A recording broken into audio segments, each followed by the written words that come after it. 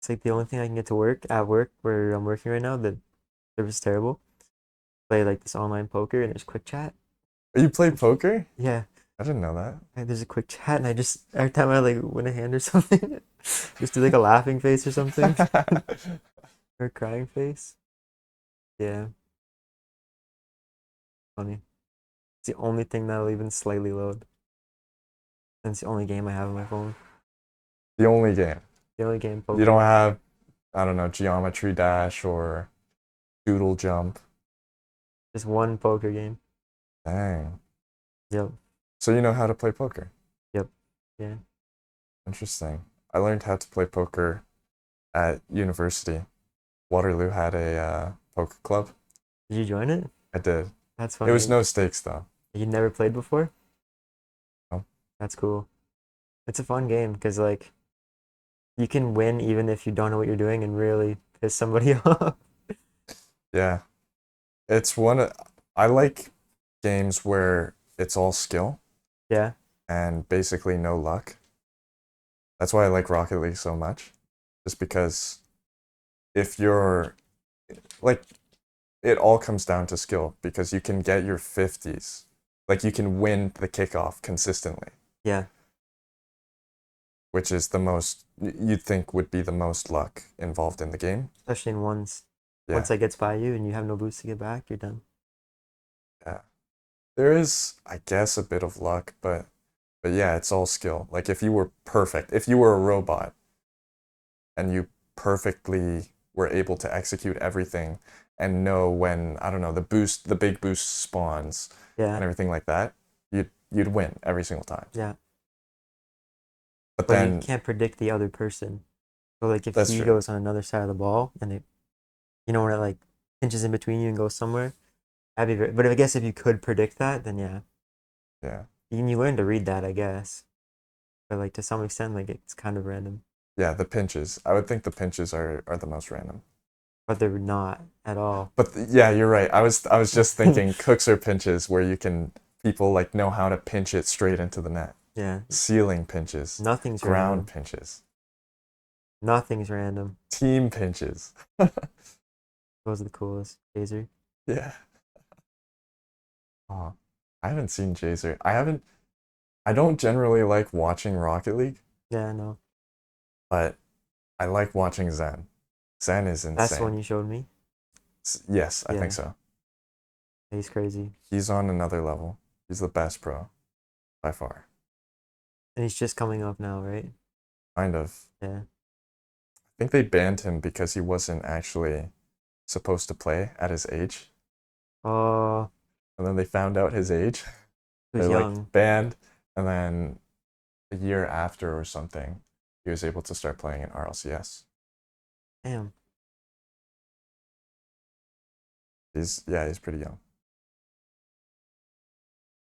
It's a hard game to be pro in because like I heard there's not much money in Pro Rocket League. No. And you have to be good at it. You have to dedicate so much time. Yeah, like part of it is do I even want to be do I want to dedicate my life to playing a video game 24/7? With almost no return. You'd have to have a Yeah. And not even guaranteed to make money off of it. yeah, you'd have to have a channel. I think that'd be the best way. Yeah, YouTube is where it's at. Yeah, and then not even just that, like have merch and stuff, because like you can't guarantee. Hmm. Well, that's what happens. It happens with a lot of things, but chess is a big one because I don't know if do you play chess? I used to have it on my phone. It's a different phone, but that was my other game on my phone. Yeah, No way. yeah, So there was the main chess streamer Hikaru Nakamura, yeah. and he's a grandmaster. So he would stream chess consistently, and then he started gaining a following on Twitch. And then there was a chess boom during COVID, and then he gained a massive following. And then every other chess player realized I'm not making enough money without streaming. I might as well stream. So then that's where you get a bunch of chess streamers just branching out just because there's no there's not much money if you're even third in the world. Right, yeah. I almost wonder too how many people are like extremely good at chess and like it's their main thing that they do, but they just don't care about social media or like a rank or Yeah. Well, I was thinking also about um how you could be insane at you could have been like a master at something, but you wouldn't know unless you tried it. So, for example, Magnus Carlsen, the world champion for like 3 years in a row or something. And I think he's the peak, he has the peak rating. So he's considered like the best of all time, the greatest of all time, the yeah, GOAT by a lot of people. He only started chess when he was like 14, I think. So yeah, pretty late. Meanwhile, everyone else started while they were like, I don't know, 5 or 7. And he was able to not only catch up, but surpass everyone. yeah. He's on a different level psychologically. Yeah. He plays yeah. You see, I see the edits of him. Yeah? He plays with people's heads and Does like he? 100%. Like well, he'll know that someone's stream sniping or something. He'll say something just to throw them off, and then he's like, "That's why you don't stream snipe." When he checkmates or whatever. That's awesome. A lot of streamers do that. Yeah, that's funny. Or like I saw one the other day. He's like, I don't really know what the bidding is. I think it's like when the game comes to a draw, whoever bid when the game would come to a draw wins or something. Bidding? Yeah. I'm So not like if familiar you with that. bid 9 minutes into the game and I bid 8 minutes and then we draw at 8 minutes, then I win. Something like that. I'm not really sure, but his opponent thought, oh, he's gonna bid at 9 minutes, so I'm gonna bid at 8:59, right? Just to mess with him. And then when they showed who bid what, Magnus bid at 8:58, knowing that he was gonna bid at 8:59.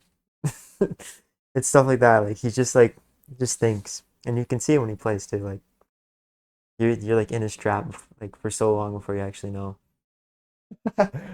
8:58. He That's he insane. he knew. Wow. I'm not sure how the bidding works, but I got the point of what he did. I was like, geez, Yeah, I'm not familiar at all with this. Maybe it was like poker mixed with chess I don't know. because chess doesn't have a bidding system for what I know. It was. I think it's for when you draw. Like request to draw? No, it's. I have no idea. Bidding. I don't really know how it works. That's why like I just got the time and that's it. Like Yeah. what he did. Oh, that's cool. But we could probably check later because I am curious about that. Yeah, it was like and it had like music and stuff. It was like it's the most chess edits are so funny, but they're so cool. Yeah. Yeah. There's some niches in chess. Like there's Eric Rosen, who's really calm and peaceful. He's like the Bob Ross of chess. And then there's um I guess Hikaru Nakamura, which is just like spastic ADHD, just like constantly speaking and insanely good at chess. So he's like able to think ahead. He there's one clip of him pre-moving an entire game. Jeez. He just wins. Yeah, there's a lot of different personalities.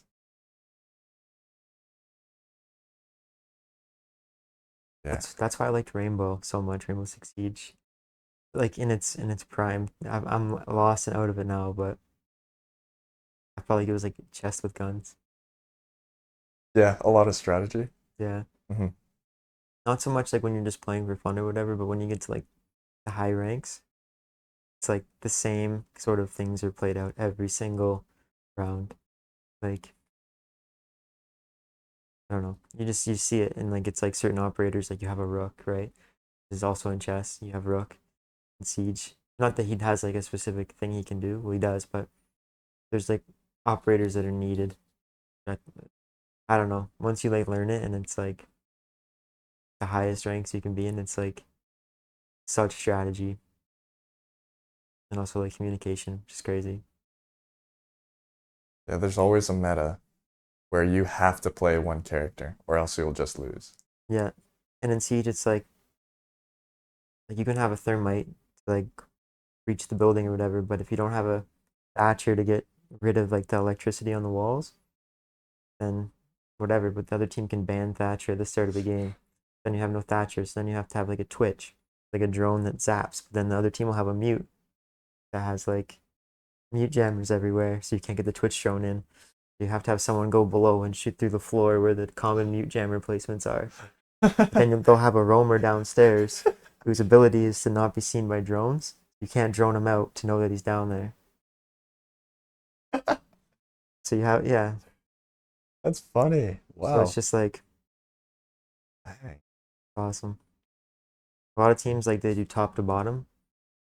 So like you clear the top floor really fast with drones, and then you know nobody's on the top floor. And behind the drones that are going in, you have entry fraggers. So, like your best gunner, your best shooter, the guy you know has like balls, doesn't care. He's gonna go in and just shoot. You have him. That's what I would do. I would do the entry Oh, fragger, really? play the operators that don't really have much importance. But I just had good mechanics and good gun skill. So I just follow the drone around. You'd be like, "There's a guy here, kill him or die," and then you're mad and you have to watch your team suffer for 3 minutes. But yeah, you go top floor to bottom floor if the site's on the bottom floor, and then yeah, so pretty cool. But then there's like patches and stuff, like little soft spaces in the floor that you can fall through and stuff. And those will be reinforced, and they'll have like a cade charge. So like cade is like a electrifies it, so you can't breach it. And there'd be like I don't know, there'd be like a cade, but then people started figuring out you could put cades like a certain distance away. So they'd have it in a separate room, Oh no. just a sliver close enough just to electrify the hatch. You have to find the cade, and if that's super strong. Then there's also like cade tricking. So they throw that Thatcher thing down to destroy it, and Cade takes his thing away. Thatcher goes off. Thermite places his thermite charge on the thing to break it, and right before the thermite charge explodes, because you know the sound cues, you throw your Cade back up, and Yes, then it zaps it. I think I remember this. And there's bandit tricking as well. Yeah, Bandit, I think is. Which one is Bandit? Bandit places the shock wire. Yeah, that's Yeah, the one that I remember. it was so fun. Like prime COVID siege. Like oh, it's like 11 p.m. I'll wake up and I'll play siege till like I don't know, probably like 4 a.m. and then repeat. Maybe get some DoorDash or something. I'm Prime. curious. What did you think of COVID? In what way? So, I had a good experience with COVID because we had it during high school. We had it basically last year. Yeah, it was grade 12. And I was in the same cohort that I was in for the past few years. So all my friends were there and we just hang out in a Discord call Yeah, and we just make jokes while the class was going on.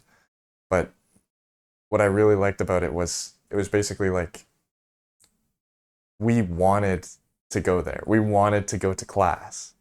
We yeah, wanted to hang out. It wasn't like, oh, I have to go to school again or I have to go in the Teams call again. yeah, yeah. In that way, like I was already kind of flunking in grade like 10, and then like March of grade 11 is I'm pretty sure when the lockdown happened. Yeah, something like that. Yeah, so I was already like kind of not going, so it's kind of like a nice relief. It was like the ultimate snow day feeling. Yeah. Oh, yes. Yeah, Snow day.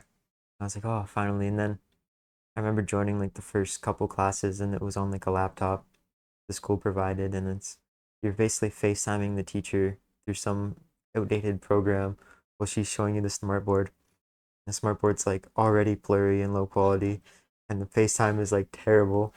You can't make out any of the words, and you're like whatever, and you just put the laptop aside and go do what you're gonna do, but your attendance is still good.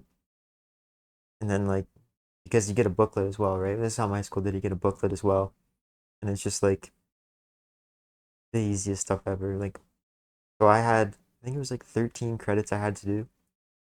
And I was like I wasn't enrolled in school, like so like technically I dropped out, and I had like 13 credits when I spoke to my guidance counselor, and then I met up with her and she gave me a booklet and whatever, and I'm like, okay, like this is a lot of schoolwork and I did it. Didn't take me that long. And she's like, all right, you're down to like 12 credits. I'm like, that was an entire semester. And she's like, yeah. I'm like, just give me like all the booklets kind of thing. Like, I'll just bang it out. Like, I had the booklets and they sat there forever, but like every once in a while, I just go through one or something. And then also, like, my dad lived about an hour away. So I Mm. told her when I was like going there, and she's like, you drive an hour like once a week. I was like, yeah. She's like, that can count as a credit, you know? And I'm like, What? okay, yeah, stuff like that. And then I also worked prior to that. I had a kitchen job all through high school, and she said you worked in high school? I said, yeah. She's like, that counts as a credit. So, and there's just stuff like that. And I went through like 13 credits, like I'd say like within a 3 month period at least, like maybe even shorter. So Wow. yeah, just like yeah, everything I did, like, and I'd meet up with her. Like this was awesome. My guidance counselor was the best. She's like, you want to meet at the library or the school today? And I was like, like I don't know. And she's like, where do you want to go for lunch? And I go for lunch with my guidance counselor and get iced tea and like some wings or something, and then just like sure that I completed a booklet, and then I'd be a credit. Like Wow. after COVID, high school was a breeze for me. But yeah. I wish.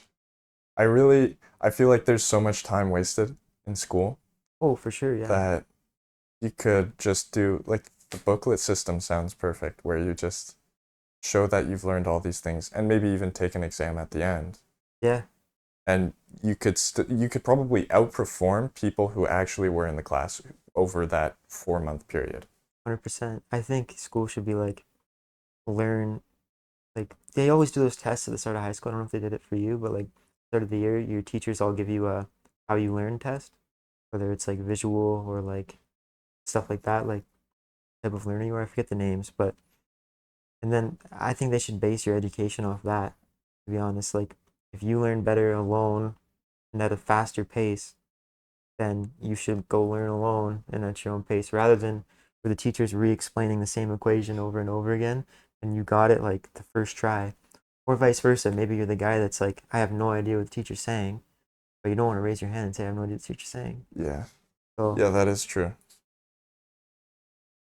I hate how school is just dumbed down to the least the person who's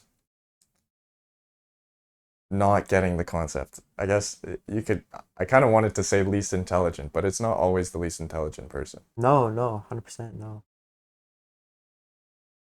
Yeah, no. I remember in my math class, they took out, right before EQAO in grade 9, they took out the kids that weren't getting it out of that class and they put them in a separate math class. That way it wouldn't lower the school's grades on the EQAO test. Whoa. Yeah. Whoa. That's actually smart though. Yeah. I wish. For me, EQAO was just like, same with the literacy test. Did you do the You literacy just test? had to pass it. That's it. Yeah, so like the literacy test was like, I really messed up because I was like, I didn't study or anything. I was like, this is gonna be so easy. And I would have passed too. I was very close to passing.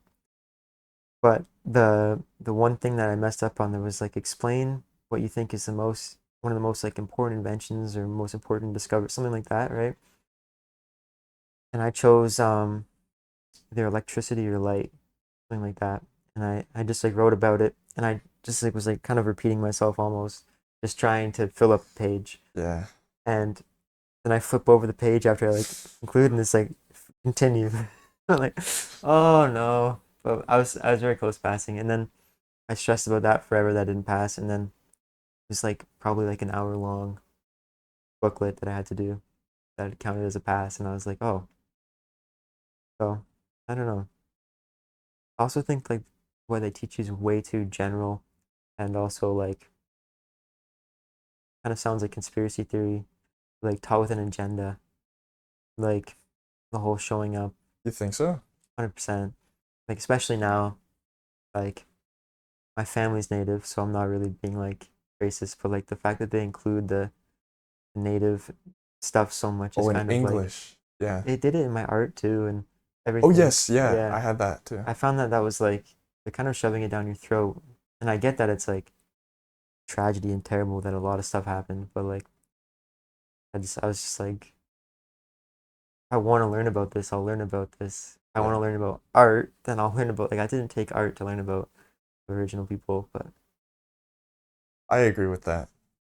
Yeah, I see where you're coming from, the agenda thing. yeah, I find there's not too much of that, but obviously it depends on the teacher that you get. My English teacher was very progressive, yeah, very woke. yeah, So we had a lot of, I think I had her all throughout my high school. Yeah, because you have to take English every grade. yeah. I had her every single time. And oh, except one time, but whole point is she was very progressive. Yeah, Yeah. I remember she showed us this one video. It was unrelated too. It was a modern video of a girl bashing on cops because this was when Black Lives Matter happened. And in the background, you could see like a cab, like all cops are bad, Yeah. and like all that. And it's like, I don't It's know, too this way is, too general. Such a general statement really bothers me. yeah, I hate that. Because like, and you can see what they're trying to say. Like, well, if you're a cop, then you're part of the problem, supporting the other cops. But at the same time, like, the cop is the same person who's gonna risk their life to like save Mhm. your life at the end of the day.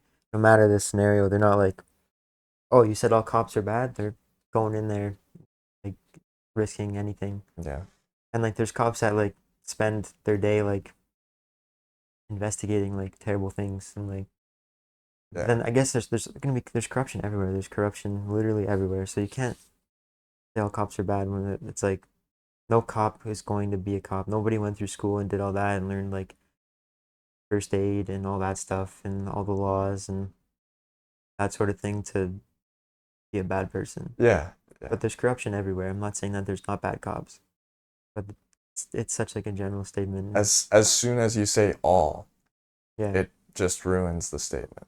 yeah. You can say like take corruption out of police, like get the bad police, but like Yeah, you that's can't. a non-controversial Yeah, statement, I would say. exactly, exactly. My one English teacher was really woke too. By the end of my school, her name was no longer Miss, it was Mix. She Whoa, went by Mix. whoa. Yeah, always dyed hair. Her lessons were always on Aboriginal stuff and woke stuff, and she had every LGBTQ flag variation on the wall. All of the woke kids hung out in there at lunch and stuff.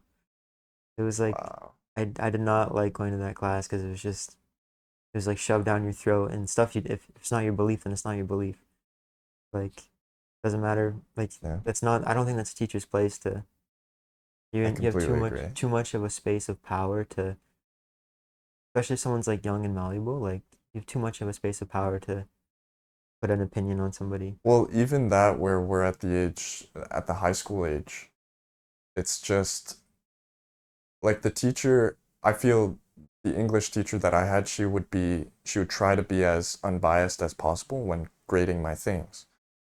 But like there's a subconscious or an unconscious part of your mind that's going to say this is bad simply because of the topic you chose, simply because you're not progressive enough.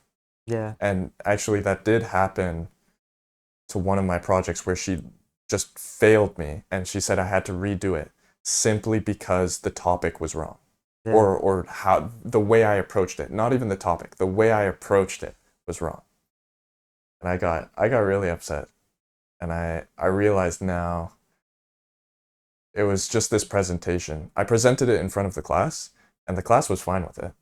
It yeah. wasn't, there was, let me be specific so that I can explain what was wrong All right. with the presentation. So it was about food, indigenous, basically how they get food. No, just the general topic of nutrition, food. And I approached it in the way that I guess I will admit I approached it as I would look at it, where I don't like cooking. I don't like hunting for my food. In fact, I haven't hunted for my food. And I feel like that's very time consuming, where I could spend more valuable time or be more productive elsewhere.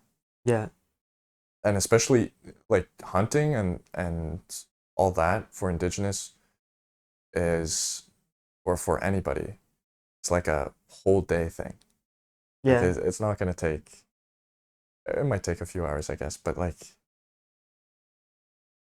you've got to feed your entire family and yourself for the day yeah. or the week For the or year. or yeah, Yeah, or yeah, however long. yeah. So my thought was it was a lot of time wasted. And she didn't like that. She thought that indigenous people, um, it's a part of their life. Yeah. So me saying that you, me saying that this activity is unfortunate, this activity should be replaced with something else. Like there should be more accessibility for food, for grocery stores and I guess more modern practices of eating food. She was against it and she said it's part of their culture, so you're basically destroying their heritage. It's not that deep. It's from you. Yeah. Yeah, I get her side too, though. But at I the I same time, understand her side, but yeah, I think she could have recognized my side as well without completely disregarding it. to fail you for that is silly. Hmm. Yeah, that is biased. Yeah, I've hunted for food and like gone hunting, Yeah. and to like solely rely on that would really suck. To be honest, Yes. holy shit, Yeah. especially in the winter season. Like, but I know people still that solely live off game and fish, and like it's only like for me, like I wouldn't do that, and I would say no. That's like it's not bad, but it's just unreasonable. Like when there's so much food for me, like I Yeah. guess there's not food for everybody, but like if you're up north, like way up north, and like your your family's relying on you to shoot a seal today, that's different. Like if you have to go shoot a seal still to have meat, then you do. But like you live in town in an apartment, but yet still choose to live off, and it's your choice too. But you shouldn't have been like disregarded for that. But there's lots of people that still kind of try to only eat what they catch or kill or whatever. Well, part of my argument was in the north, especially in Canada, the prices for food are extremely high. Like Yeah, McDonald's is, I think, ends up being $100 for a family of four. yeah, no, So, that's almost here. really? Well, if you or I go get a Big Mac combo, that's $20. Big Mac's is 20 with fries and a drink. Yeah, times by four, almost $100. Yeah, I guess so. Hmm. So, inflation, $200, I guess. Yeah, Yeah, probably more than 200, but there's like honestly. there's like $10 bottles of Coke and like $20 bottles of ketchup. Like it's crazy. Yeah. Another thing Oh, too I've seen up north is you go to the grocery store there, small little grocery store like well the whole grocery store is probably the size of Circle K where we went that one time, yep. and there's a list with I'd say like a good quarter of the town on it that is banned from the grocery store for What? stealing. Oh, for stealing. And yeah, and there's people that'll sit out front and be like, "Can you buy me this? Can you buy me this?" Wow. Crazy. It's like the whole native thing. That's what I was saying. Like it's a super sensitive subject. Like it's like super bad. Like and it's not someone's fault or like the native's fault. But like going up north and seeing that is like it's like kind of like devastating. And going to like we have the reservation here, but it's like a mini Las Vegas. Like like crazy gas stations, dispensaries, like casino type things, and What do you it's like mean crazy gas stations? just like all the lights you can imagine. They sell everything you can imagine, like clothes and like just everything. Have you been to those gas stations on the res? Like I've been, I think, to one. Actually, maybe not. they have like just everything, and there's one there that's like open 24 hours a day with a full restaurant. You can smoke inside still, and it's Wow. like, yeah, that's like people. Because it's completely unrestricted, Yeah, yeah, people call that. unregulated. They call that the reservation, but that's I get it is a reservation, but it's not what like if you go like up Yeah. north to like a place called Long Lac, there's a reservation there. I'm not even kidding. The houses are like 10 years old max. No windows. They're all boarded up. Packs of wild dogs. Kids running around with like bare feet everywhere. Like Oh. it's crazy. It's sad. We had like the kid that pumped my gas for my four-wheeler one time. He asked Mm. me if I could get a different amount of gas because he doesn't know how to do the math to see how much it costs. So the amount of gas he wanted. That way he knew what the price was. And he pumped it in like bare feet. And his like buddy's standing beside him, waiting for him to be done work on his scooter. And he was younger than me, and I was only like 14. Oh my goodness. Yeah, it's crazy to see that.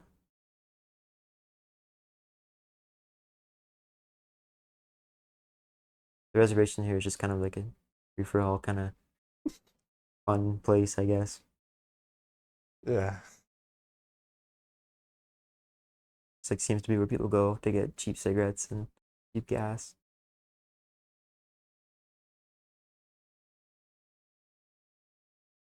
Yeah, I think the like the government originally it was the government's fault, but I don't think you can blame the ancestors of the government for what is happening now.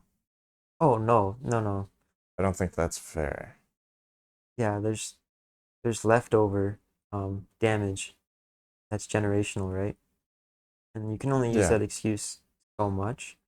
Like if my mom's an alcoholic because her dad was an alcoholic, like say you and I were brothers and we had two parents, both alcoholics.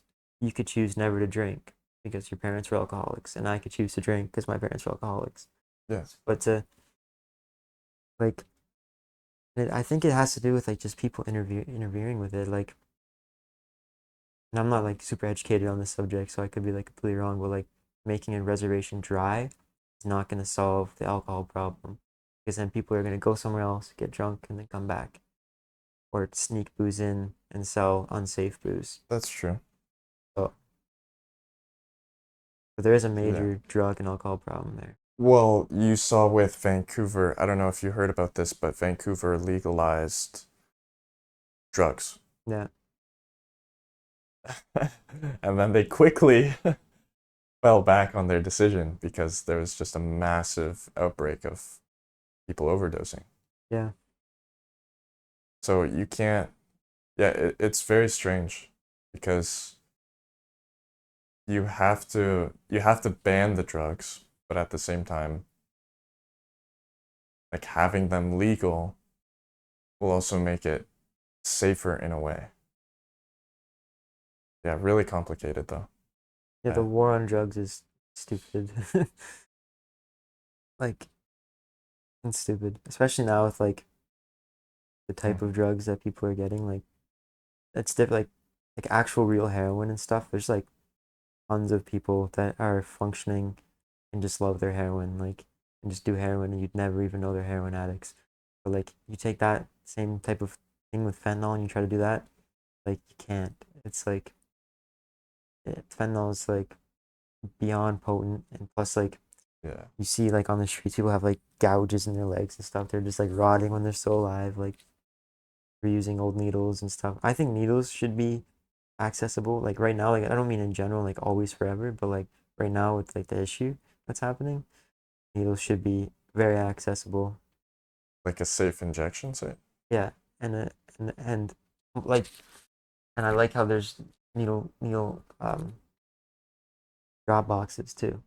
Cause like Connor and I did a lot of abandoned building exploring, and like we were in Kingston. We did the one day, and it's like some of the places you go to like are untouched, but some of them have like had people live in them and like do drugs in them and stuff. So like, and you start to realize like, imagine I stepped on a needle, and like there's needles all over these places. Then like also Kingston has these boxes that have like the hazardous logo on them, and they're just drop boxes. So if you would want to get rid of your needles without hurting somebody else, Do you know how the safe injection site works? no, yeah, No. I've just heard my parents were against it, thinking that there shouldn't, like, you shouldn't legalize drugs in any way. Because once you legalize drugs, people are going to think it's okay. Like, you're basically giving the go ahead to use the drugs. yeah, maybe education is probably the best first step then, Mm. because like a lot of But drugs you even can do once and you're hooked. Like even with most the people, education though, like we've had what's it, smoking education, yeah, and you still did you try smoking or was it always just vaping? cigarettes. Yeah, No, like I've smoked cigarettes, yeah, yeah. I don't know. To me, like, and it's on every package, like some dying yeah. baby. Yeah, you're right. You're right. So those will only deter. They'll only deter people if they want to be deterred. Yeah, And at that point, like, they probably wouldn't have done it even without the education of it. right. But yeah, I guess it can't hurt. Education can't hurt. No, and like proper rehab facility, like, but even then, people go to rehab and then they relapse. So shortly after, like, or even years later, they relapse. Like, I don't know. It's just like one of those things, like Mm. that I've never done heroin, but like the way people describe it, or like something like that, like it's like you can't compare. And it's like how weed takes away your drive, sort of thing. It's like that on a whole another scale, because like you're experienced the best feeling ever. Nothing else matters. You might as well just do that, and you'll do the bare minimum to stay alive and just Yeah. experience that. But rehab is like, you can't force someone to go to rehab. And if you do, the whole time that they're there, they're just gonna want it and want it Yeah, and it want it. won't work. And then they'll get out. First thing you're gonna do, right? Well, do you want to quit nicotine? Um, I want it to not be bad for me. I do enjoy nicotine, so but I do know I need to stop using nicotine because the only ways to do it are bad for you in one way or another. I guess, yeah. So do you wish you would have never tried nicotine in the first place? No, I would probably do it again if I hadn't tried it. It would just, Really? yeah, Because of curiosity. yeah, yeah. It's same with like I don't regret smoking weed, but I'm glad I stopped smoking weed. So you don't have many regrets, really. No, I think we talked about this before. I don't really have regrets like that. I have a few regrets, but like that sort of thing. Mm. And even if I did regret it and could undo it, I would repeat it because, Yeah, you didn't learn from it. yeah, I like that thinking. I think regrets are something you learn from. 100%, yeah.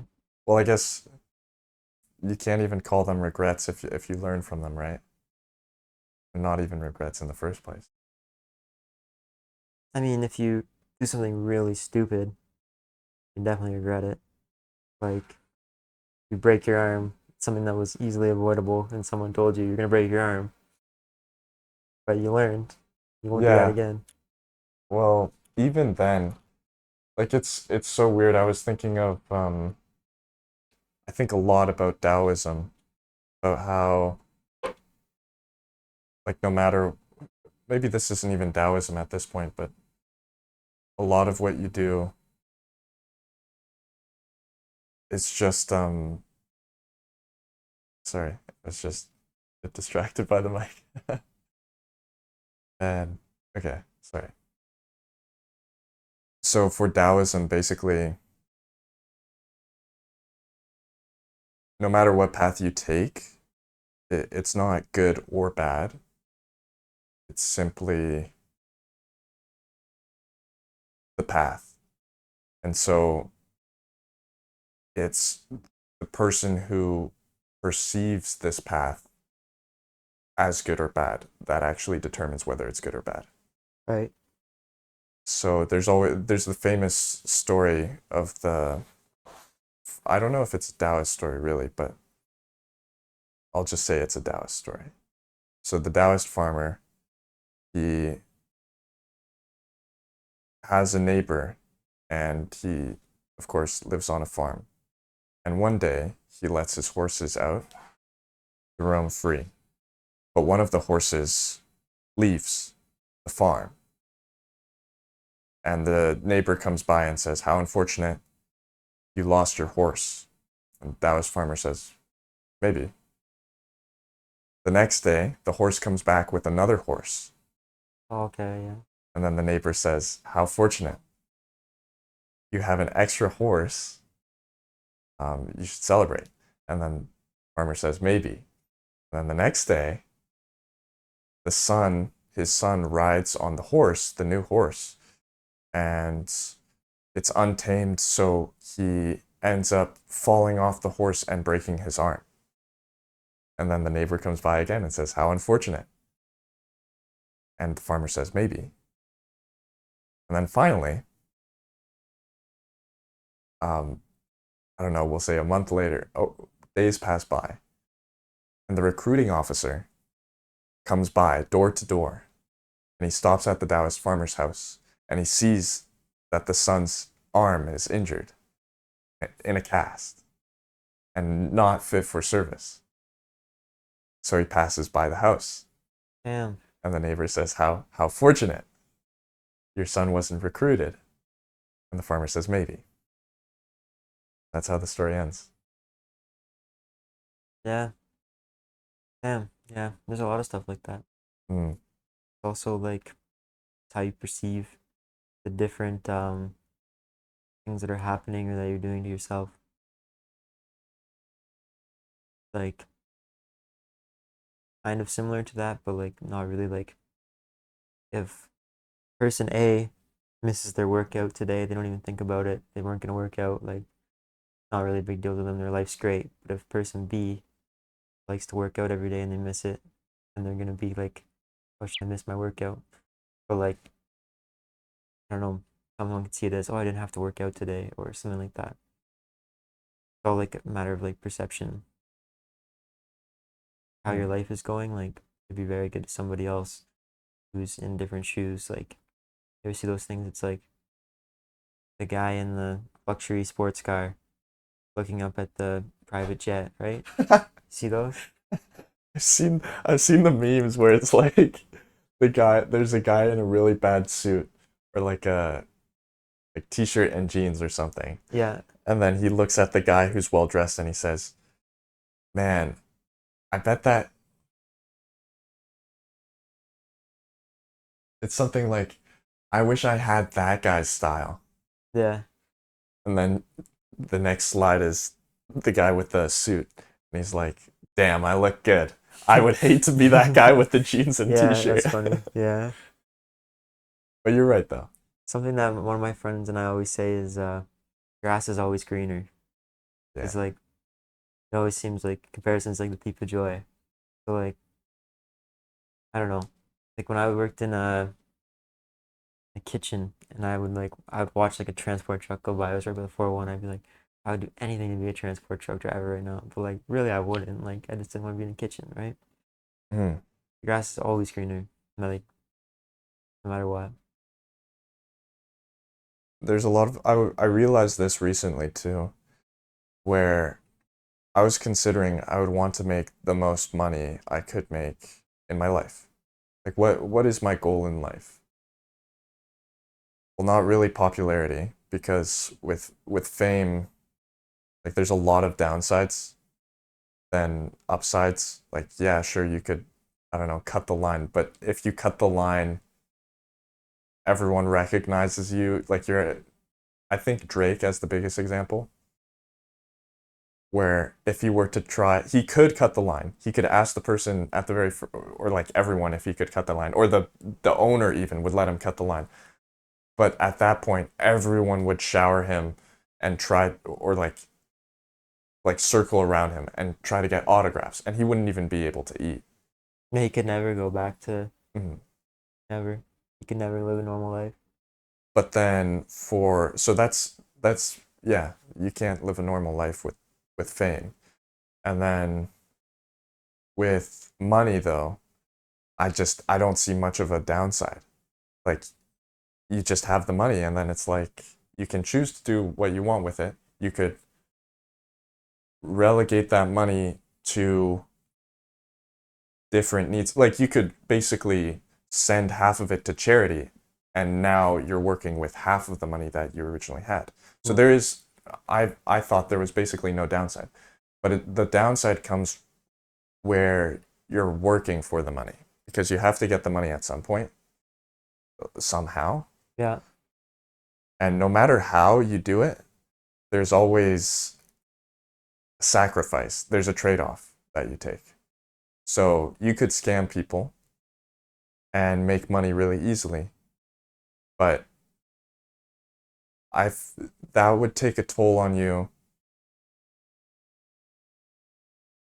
in other ways that aren't obvious.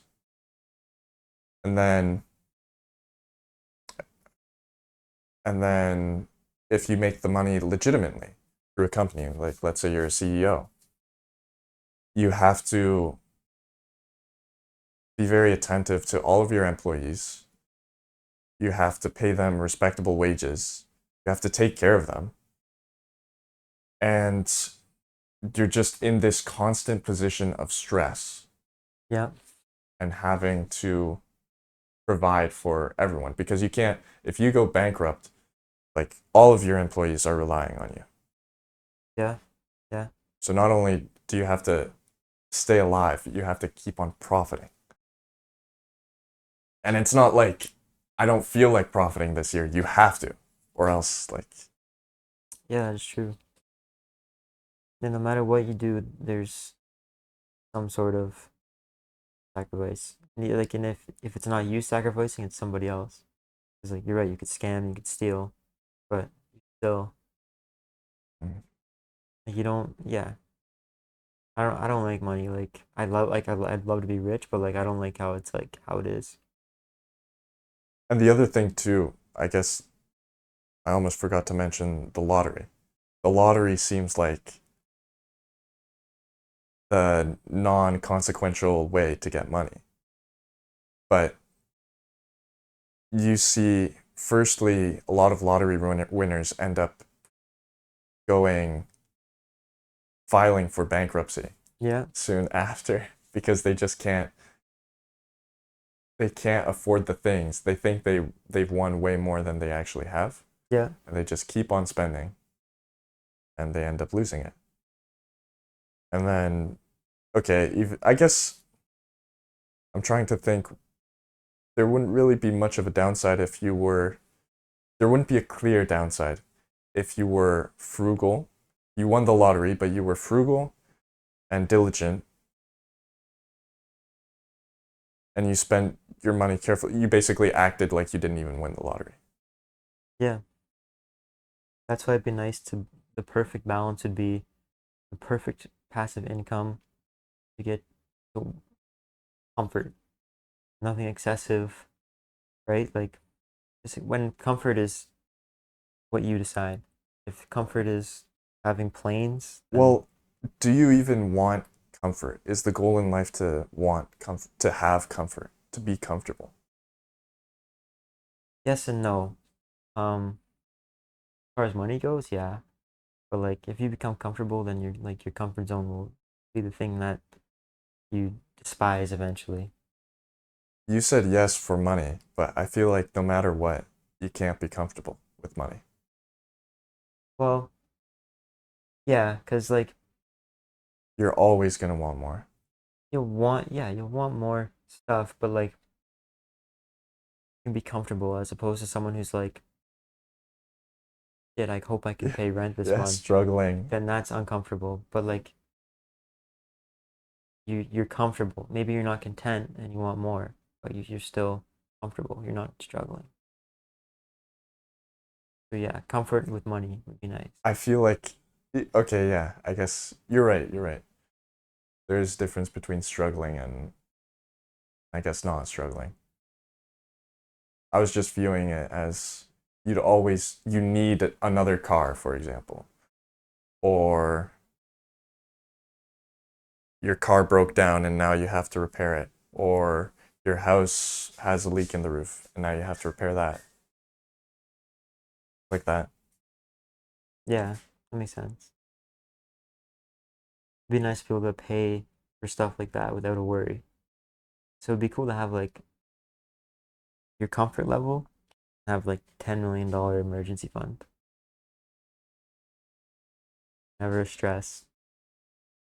And then at that point, if you could find something that you truly enjoy doing every day, because like Yes.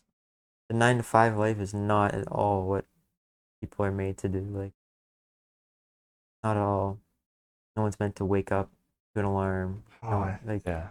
so, and especially when all your grind and effort is going towards someone else's dream, and they give you a little piece that you don't quit. Like, here's especially like a minimum wage job. Here's the bare minimum I can legally pay you while I go take vacation, or or while I pay for my daughter's school. Like it's like, and they're just taking advantage of capitalism, but can't hate them for it because if you could switch shoes with them financially, you would. But at Yeah. the same time, it's like, yeah,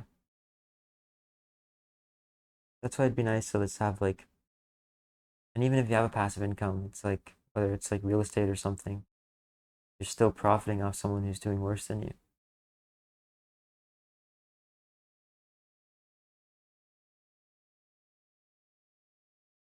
I don't know about that. Worse, worse in terms of nominal financial Yeah, freedom, yeah, but not worse in terms of happiness or life itself. I Because guess, you yeah, could, like, I've considered minimalism too. I really like minimalism. yeah, yeah. And you have these houses. I don't know if I'd do the houses like that extreme, but you have these houses where they're like tiny. They're like Small, the yeah, bunkie yeah, that you made. just what you need, yeah. But even then, like, what are you grinding for? And it's all material stuff. Yeah. Well, yeah, like it kind of gets to what your goal in life is. Yeah. What would you say yours is? Mm, have a family, probably. Yeah, Yeah, I could agree with that. have a family and continue on my bloodline, I guess. But I don't know. Probably my only like end goal. Like I have like current goals, like to go to school and get a job doing Yeah. that and stuff like that. But I wouldn't call that a goal. I'd just call that a plan. Like I know I'll do it, and I know it's completable.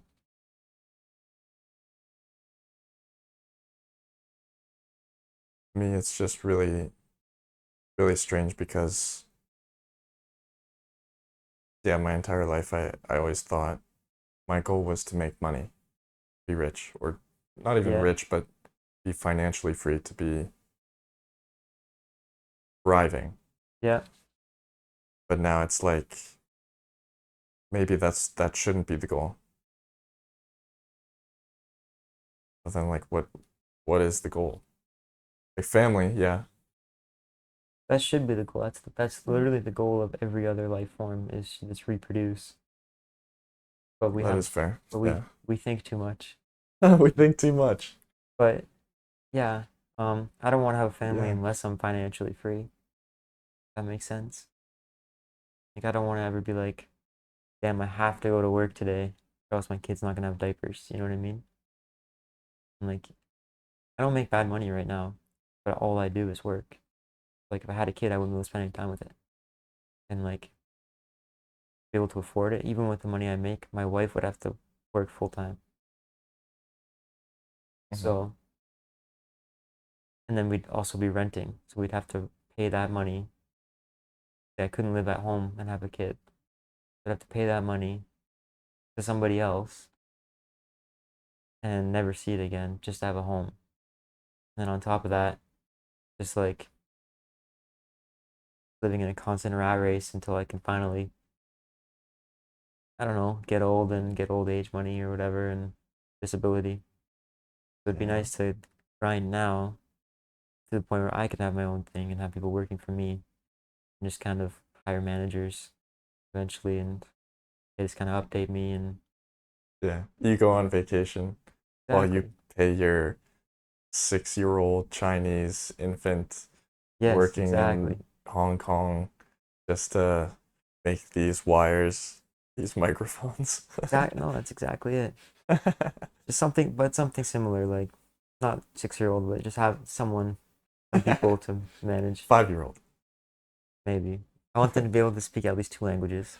So as long as they're there, and two languages, and yeah, they can't be. They have to be old enough that they can sound like a guy and a girl on the phone, though. That way they can have two employee profiles, and Customer service. yeah, yeah. Can't be too old, no puberty. You've thought it out. Yeah,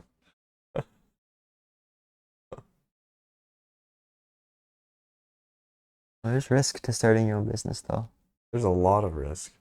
But at the end of the day, if you fail, you end up like everybody else. So why not? You could fail past that though. You could be bankrupt because you have to put all of your time into it and you have to put all of your money into it. Yeah, kind of.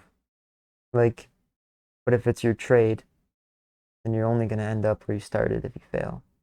Say you're a mechanic and you start doing side jobs, and then eventually, when you save up enough, you invest in building yourself a garage at your house, and then you start kind of poaching clients or whatever, helping out someone here and there. And eventually, you get enough customers that you say you can't work your full time job anymore, Hmm. and then you have that mechanic license and 10 years experience. You fail tomorrow, just go Yeah, back you to could go back the to nine work. to five. Yeah, Yeah, okay. I see what you're saying.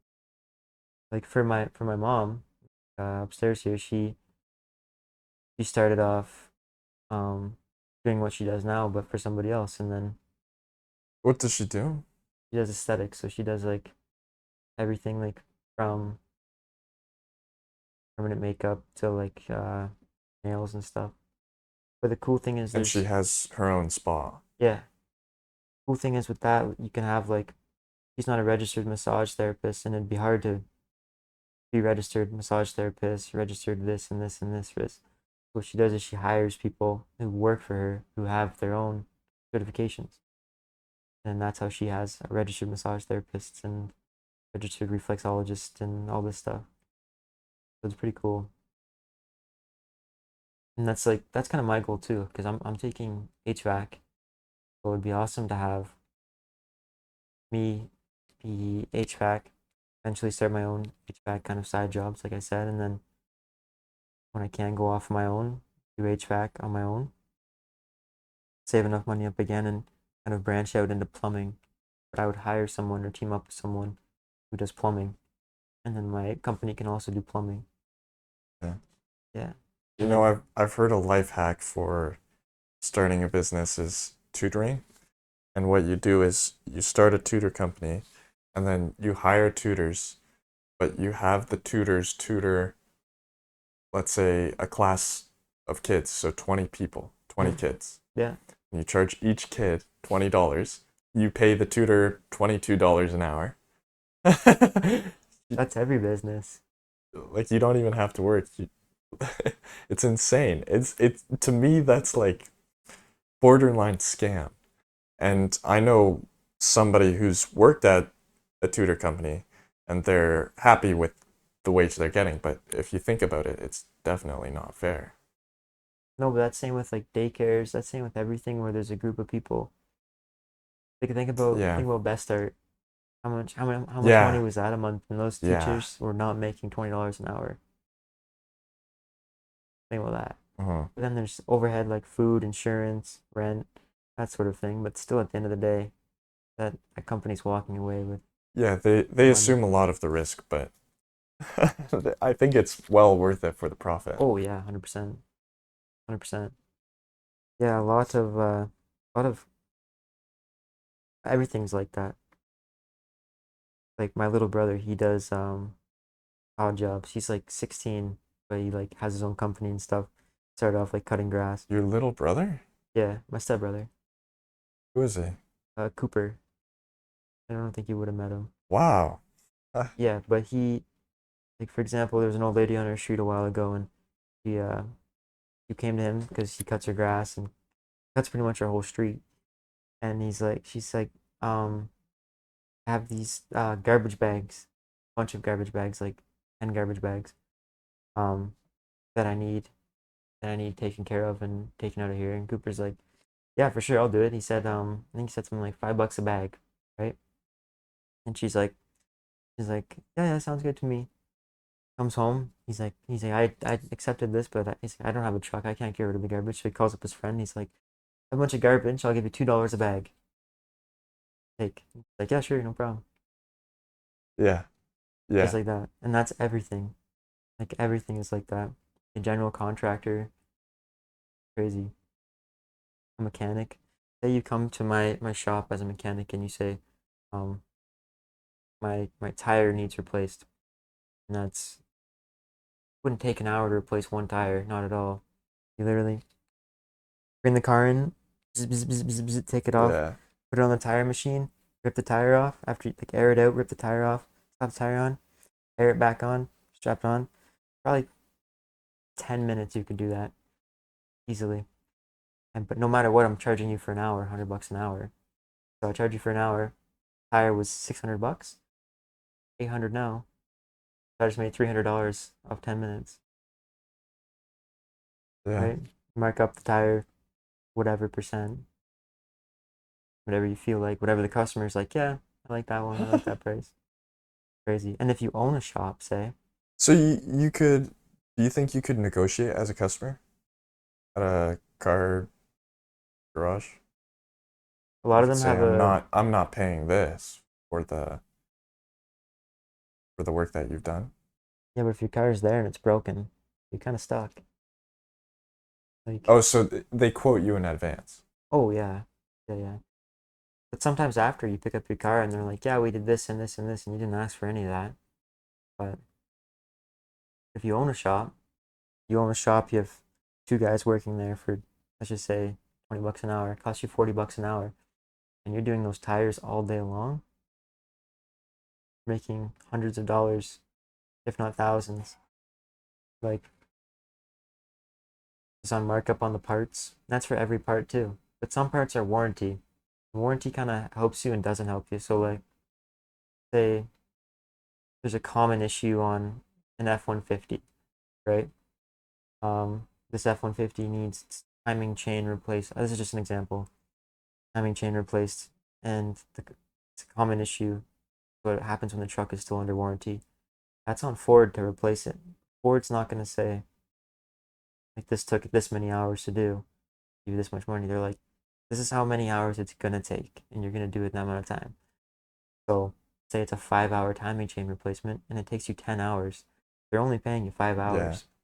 But so what some of the mechanics did, and this is cool. This is like I think it was the timing chain or something, maybe, but it's at the back of the motor.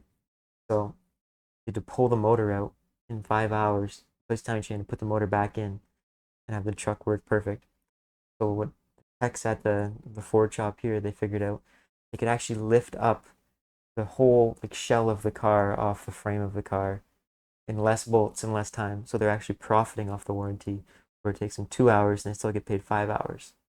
Wait, so could you repeat that? Explain it again. So the truck and like the seats and everything and like the body of the truck sits on a frame. Okay. So it's less bolts to lift that entire thing off and separate it than it is to lift the motor out of the car. They lift up, they split the truck in half like that, then go in and they take the chain, replace it, put it back on, and it takes less time. Whoa. I don't know if that was a timing chain specifically, but there's a part that they do that with that they actually profit off warranty because it takes less time to like, take off the top of the truck.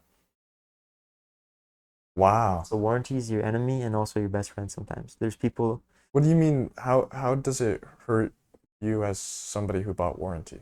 not somebody who bought, somebody who's working on it because you're paid for the warranty job. Oh, you're paid, yeah, commission, Yeah, so basically. say your laptop has a malfunction and it's under warranty and it's a 2 hour fix, but it takes me all day long to fix it, I'm still getting paid 2 hours. That's the only downfall. But if you know you trade in your truck and you can manipulate it, then Ford's like, yep, taking you 5 hours. You're like, yep, it took me 5 hours. Meanwhile, you have a method and you cracked it out so fast. Yeah. So you worked as a car mechanic for how long? I worked as a small engine technician. Um, Not that long. I worked at the same company as a cook for a long time. And I morphed into the position of technician, which is pretty Interesting. cool. Yeah. What company is this? I worked for Kawasaki, Husqvarna, and a small motor company that does like custom builds. So it had a kitchen, but it also had a garage? Yeah, so it's like a massive.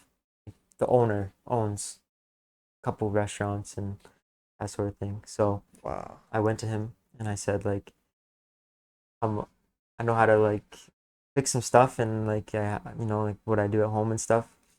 I said like I can do a lot more than like run a fry grill. He's like okay, well he's like I'll get back to you and like a week later HR came and got me and they're like you're gonna start over here on Wednesday or something like that. Oh, that's so exciting.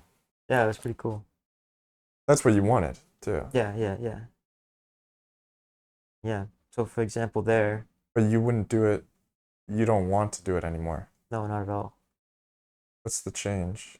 Um, diagnosing stuff, the stress. Um, Stress was like a lot. It was like you're expected to know a lot, and like it's like go go go go go because they're getting paid again. Um, this one thing that we would do is put like a lift kit or something on a golf cart. Say the golf cart needs 2 hours to install a lift kit, and it takes me 5 hours. Shop's only getting paid for 2 hours because that's what they quoted the customer. It's like they got to pay me an extra 3 hours now on top of that, so their profit is decreasing every hour that I take. And it's like I don't know, just stuff like that would stress me out. Like you're still profiting hundreds of dollars because I'm only making X amount per hour. Are you really like? It's not like I'm taking my sweet time kind of thing. It's like I'm trying to figure out on this 20-year-old golf cart why this bolt won't come undone. I'm on my fourth drill bit trying to drill it out. Like just stuff like that. But yeah, another examples like the warranty things. They had a Husqvarna had a recall on their weed whackers where the ignition coil would ignite in flames or overheat. So of course they have to replace them because if you buy a new weed whacker, that's expected to run, right? Naturally, yeah. Yeah. So um, I had to do at least 100 of those weed whackers, Oh, man. and I was told you have 15 minutes to do it. Like my first one was like I don't know, probably took me 20 minutes to do. I'm figuring it out, but by the end of it, I could do like a weed whacker ignition recoil in 5 minutes. It's just like I had knew what tools I was gonna need, knew where to put the Loctite, and like you have to gap the it's like it's like the ignition coil to like there's like a wheel that spins with a magnet on it that hits the ignition coil and that tells the spark plug when to spark. Okay. That's your timing, I guess. You have to gap that exactly 0.3 millimeters apart. So I had a card that was 0.3 millimeters. And I would slide it in between there with the magnet backwards, and then I would twist the magnet to it and then tighten up the ignition coil. And I just had a perfect mechanism where I could bang it out. Then you'd have to write down the serial number, the SKU or whatever of the one Yeah. that you replaced, and the name of the person. So I had it down to a science, but and like that's just those because it was only on like a certain series of weed whackers, like the 30s, so like 330s, 130s, 130Ls, 130Cs, um pretty similar, but like I had it like those I could take apart and put back together completely. Just know those ones inside and out now. Everything from like where the whippersnipper whips to like the trigger, Whippersnipper, is that what it's really called? whippersnipper, trimmer, weed whacker. A lot of the ones they make now are like just the motor and then a stick with a thing that spins in it so that you can put anything on there from a saw to Oh, a damn. leaf blower. Yeah, as long as there's like spinning.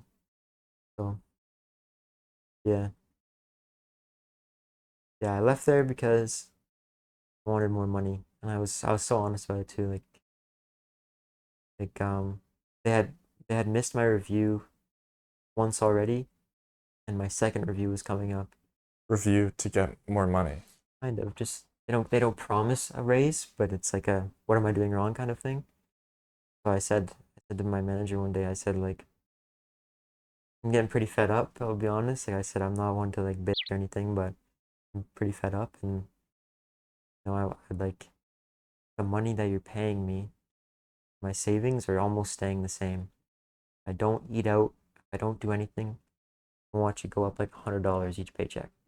Because like by the time I pay bills and stuff, it's like almost it's like nothing, right? Like it's like I'm working just to exist. I'd like to like save up more money. I told him like some other issues that I was like getting annoyed with, and he's like, yeah, well, yeah, I'll keep this conversation in my mind and stuff. And a week later, he called me in for a meeting. And it was with the owner and the new guy, and he was basically explaining to me, he's like, we love Hunter, but it's not profitable. They pay you more money and all this stuff. And he specifically pointed out a job that I did. I watched you on the cameras. He said, I watch these cameras all day long. I'm like, that's a little stupid, but okay. But he said, I think it was like, it took 2 hours longer than I needed to on a job. And I explained to him, I said, the tool I was using, because you're cutting out the body of someone's like $10,000 machine, you're cutting out body holes for lights. So you fuck up, you have to replace the body. It's a one time cutout. I said I made the bit on that because you guys won't supply bits. So I had to make the bit and I had to sharpen that bit so that it would fit in there because it's the wrong size bit for the tool. And he said, well, that's not on us. He said, you're supposed to have your own tools. I said, I'm the only technician out of like,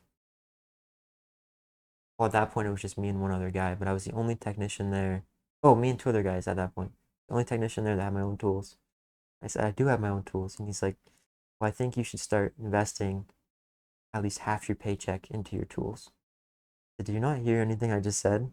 Like, I don't have a half a paycheck to invest in the tools. Like, but anyways, and it just kept continuing, and I was trying to explain this to him, and he's like, he wasn't getting me. He's like, like, I don't know how to explain this to you, but it doesn't like it's not how you run a profitable business is to give your employees raises. I'm like, okay, I'm past the raise. I'm telling you, it's no longer making sense for me to work here. And like it took me like a few tries of saying that because I wasn't too blunt, I guess, about it for him to understand that I didn't want to work there anymore. Like he's like, okay. He's like shook my hand. He's like, it was nice to have you work here. He's like, if you ever want to come back and all this stuff.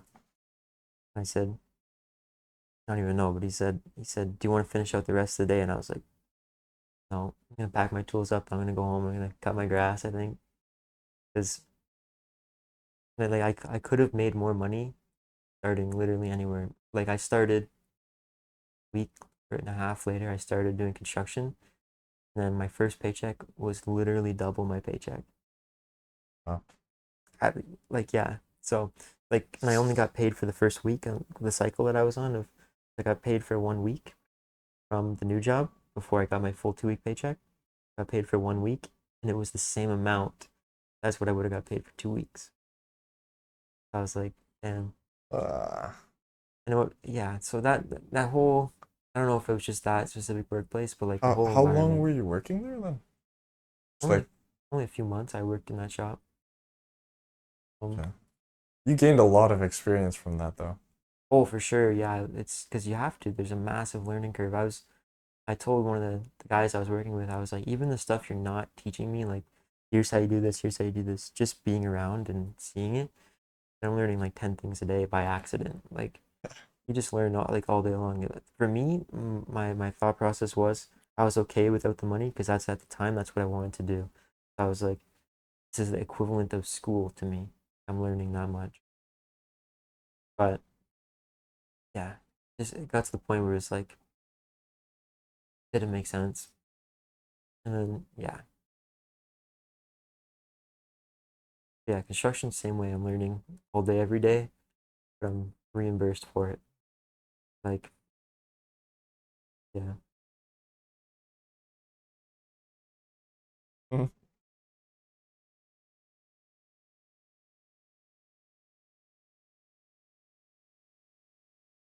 I don't know. I mean, I don't have anything else to talk about. I don't know. We are at 122. He's Yeah, that's insane. doesn't feel like that long. I'm trying to think. There was. Oh, man. I might have to check my notes. Check him. Yeah, okay. I'll ask you one last question. Why did you agree to come onto this podcast? I think it's cool. I think that you're a smart dude. And Thank you. you'll probably, like, if you put your mind to anything that you do, whether it's this, which is ridiculous how you learn so fast, or like literally Yeah. anything I've The seen you Bally do, song. yeah, everything you do, I think you'll be good at if you just do you in it. So like, it'll be cool when you're Felipe Rogan and I'm on episode 1 or 2. When you go to their oldest videos and it's like, who's this guy? And it's like the shittiest quality. That'll be me. Awful quality. Yeah. Yeah. I really don't know where I'm going with this though, because I was thinking about this yesterday. I'm not too sure. I originally said I don't care about fame or like I don't care about views for Yeah. this podcast, but I was talking with my other friend Thomas, and he asked me, "Well, why are you making it public?" And I thought, like, that's fair. Like, why am I making it public? And I want to. I think my goal is to help people, to share it with the world, or like whoever wants to see this. Yeah. But I think a better way to phrase it is views are not my priority. No, especially I if, yeah, no, views are important, um, but it's not my priority. that makes sense to me. Like for now, it's just a side project. It'd be cool to do this. It might be cool to do this full time. I just don't. I don't know the like the trade-offs you have to make for making a podcast because everyone wants to make a podcast because it seems so simple. It's just you and your friends just talking. Yeah, you definitely have to come in like prepared. Yeah. There must be some trade-offs that I'm not fully seeing yet. And I'm sure as a full-time job. Yeah, like we said, it's risky doing your own thing no matter what. Yeah. You're relying on this solely for income and your account gets banned or you're just not doing too hot, then you have to start slow and Mm. I don't know. But yeah, I kind of what you said, like even if I don't get any money from this, well, I'm obviously like not getting any money from this. I still enjoy it and I'm still learning things Yeah, every time. And it's fun regardless. yeah. No. I feel like it's not long enough. I could go for like 3 hours. for a podcast. Yeah, yeah. That way you cover more. Cause like right now I'm like, oh, we should have covered more. But I Well, if feel you like, want, we can continue. yeah, I don't care. Whatever, whatever. I'm just getting a bit hungry. I'm gonna be honest. Get you a sandwich. Actually, Yeah, kind of saucy one on it. um, mustard maybe. Mustard. Yeah, we can take a break. We Okay. can take an intermission. Question for you. You spent the last year in school, almost. Yeah. How do you afford to go to Wendy? So my parents are paying for my school. Right, right, And since this is actually interesting, my parents both come from Colombia, right. South America. And my dad, especially, he wasn't in a rich household. He wasn't even, he always says it was poor. He lived in a poor house. But from what I can judge, it wasn't poor so much that it just, they weren't living well. So they weren't, how do I put it? They didn't have an excess of money. So Yeah. there were a lot of children. They had parents had four, yeah, four children, two sons and two daughters. And so his mom didn't work, but his dad worked. And he would be hungry a lot.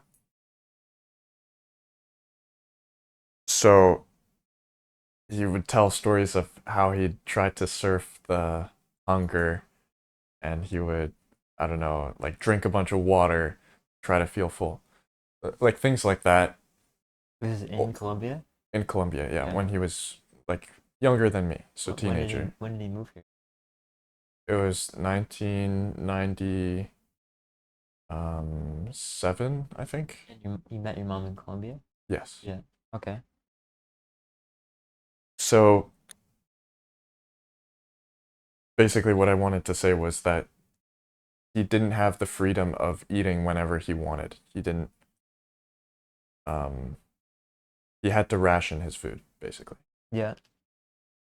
So now that he has the money, he doesn't want his children to be like that, to ever be hungry. So whatever's in the fridge we can have. And he also pays for all of our anything that's food related, he'll pay for it. Oh, that's cool. Mm, it's really nice. And university as well, he decided that he would pay it because his parents also paid it. Paying it forward. Yeah. That's cool. I think it just makes the most sense because as a student, as someone who doesn't have enough money right now, like somebody going straight from high school, I don't see how you could I don't think you should be paying for university. I think it should be your parents because If your it, yeah, parents yeah, already yeah. have a stable financial situation and they don't have to accrue any interest on it. But It you would yeah, but like you'd have to take yeah, out a loan. You'd yeah. have to pay interest on something. So You're wasting money for something that so shouldn't be. yeah, either and even then they want to give you a loan through them and That you pay works them too. back rather than rack up interest. Yeah. When you get back on your feet, just make sure you earn the money. Hmm. Or just pay it forward to your kid. Yeah. Keep the process. Yeah, because school is not cheap. And then plus, if you would like to work, you have no time. Like your school is probably I don't know specifically like your course, but it's probably like like a good chunk of your awake time, same as like a full-time job would be. So to work while doing that would be like sending No, you yourself can't. out. Yeah, You can't. exactly. Yeah, I don't know your course. The one bar I like to go to. I don't even drink there. I just like the pulled pork. You know the Ramada? No. Well, they have a restaurant in there. Um, but it like ton of food. Anyways, the girl was telling me, manager there, that she moved here from India and she went to school and worked at the same time. Said she would finish her shift, drive to school, her night shift. She'd finish, drive to school, sleep in her car, and then go to class in the morning, and then leave to go to work. She never went home. She just stayed in her car. Wow. And that's like peace. And then when she finished that, brought her husband over from India when she could afford it. Wow. Yeah. Mm. Some people like just different level of grind. Yeah. Well, they basically have to at that point because You're so committed to the plan. you have. Well, that's your survival at that point.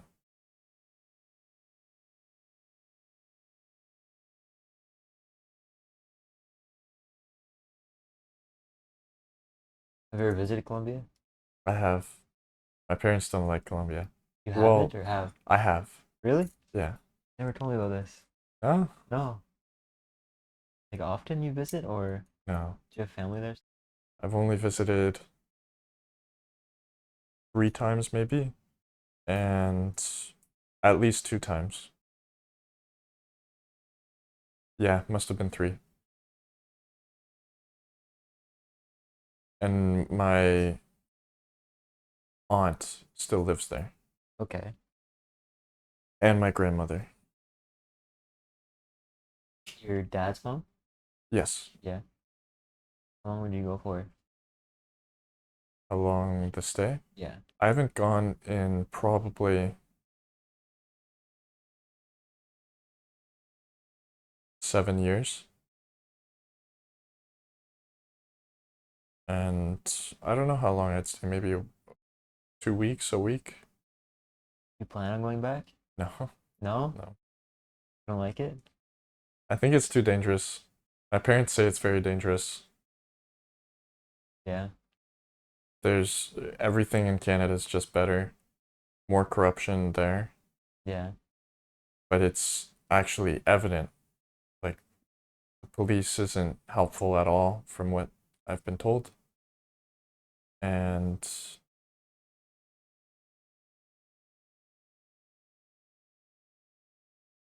yeah, the environment is just not nice. The people aren't nearly as nice as they are here. Um, they'll try to take advantage of you. There's a lot of, I forget what the word is, but pop-up stands, I guess you could say. Yeah. But Yeah. like people following you around to sell you things. Yeah. Solicitors. Yeah. They're like, And just buy it. They put the necklace on you and stuff. Just try it. Just yeah, try it. and there was another, oh yeah, I was going to mention that the one thing is it's much cheaper to live in Colombia than it is in Canada. Oh, for sure. Yeah. So with the money that you have in Canadian dollars, you could transfer that to pesos, Colombian pesos, and then you'd basically be rich. But Yeah. the thing is, do you even want to live there? Right. That's why it's Yeah, part of it. it's hard to. I've considered it. I've thought about it, but I Do you don't think I have would. citizenship? No.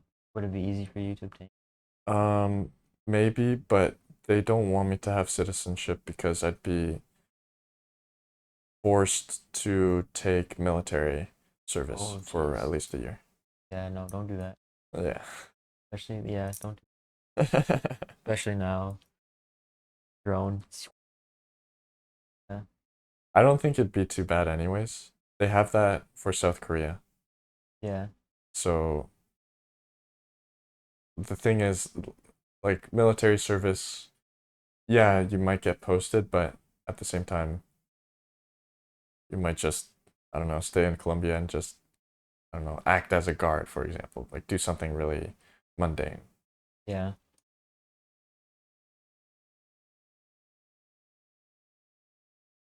Well, I never knew you visited there. Hmm. I knew your parents were Colombian, but I didn't know, like, I guess it's not really recent anymore. I know when they moved or right?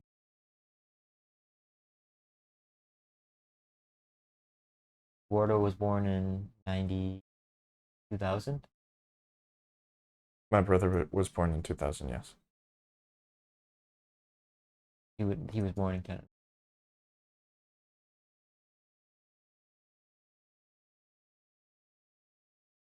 I guess like pretty much anyone you meet in Canada is has immigrated here at some point, unless they're obviously native. Yeah, that is true.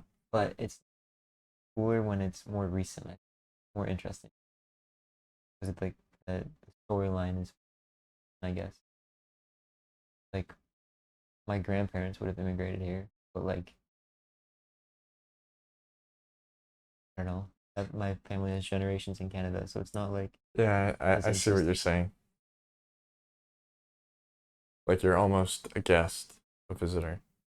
Yeah, not you're not almost a guess. You're just as much Canadian as I am because it's not like Yeah. a.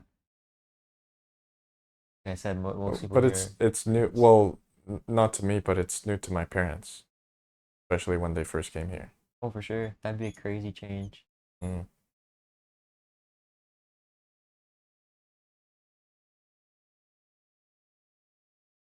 Now, is it like Cuba where I remember? Did you ever remember Jose? Yes, Yeah, when he was here. he was Cuban. Yeah, they. The one with glasses. I didn't know he was. I thought I it remember was he spoke Spanish, and we were trying to get you to translate because he was like, remember you? He could speak English though. No, when he first moved here, he couldn't. Zero English. Oh, I don't remember I remember. that. How do you say this? How do you say this? I remember you told me. I was like, how do you say no? And you're like, it's literally no. I remember trying to tell him stuff, and then yeah,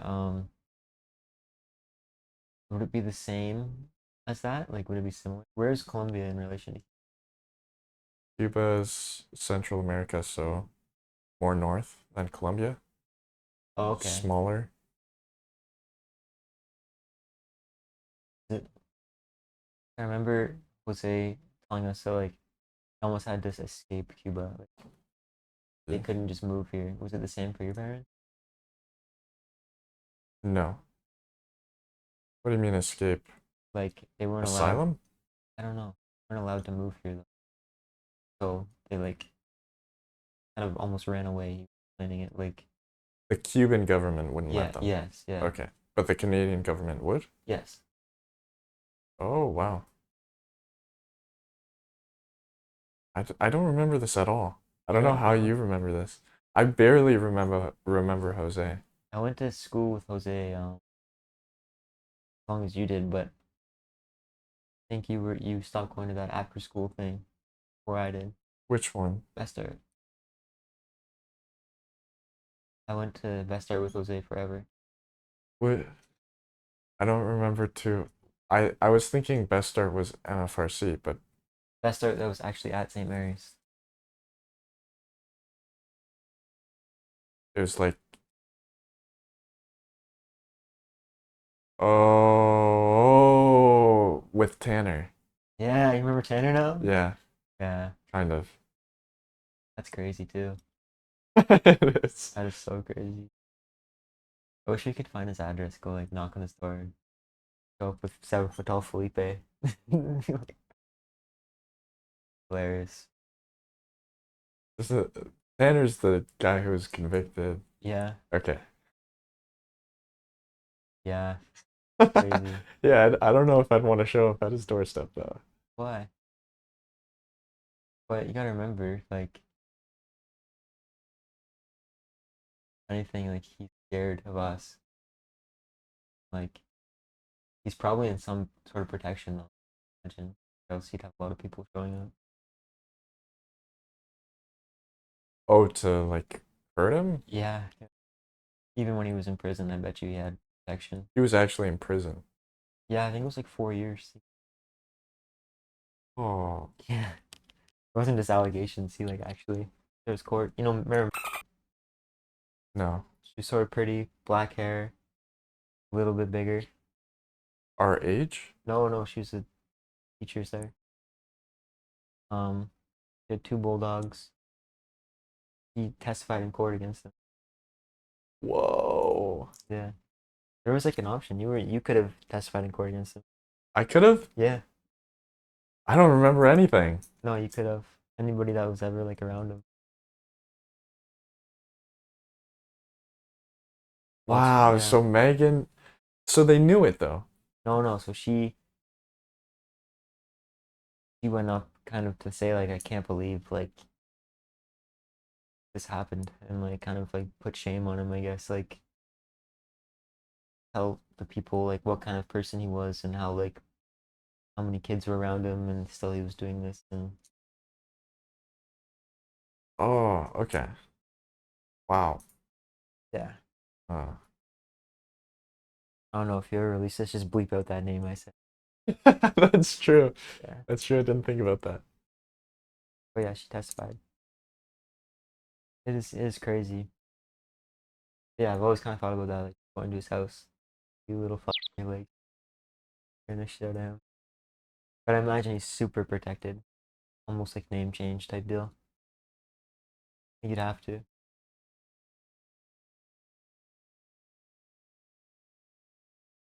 Maybe. I wouldn't know how it is. I hope I would never know how it is. Yeah.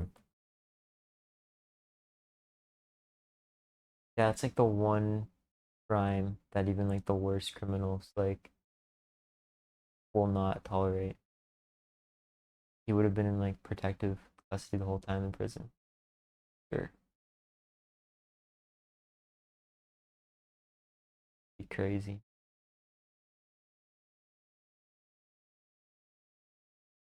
Like when I heard that though, I wasn't surprised because I remember the weirdness with him.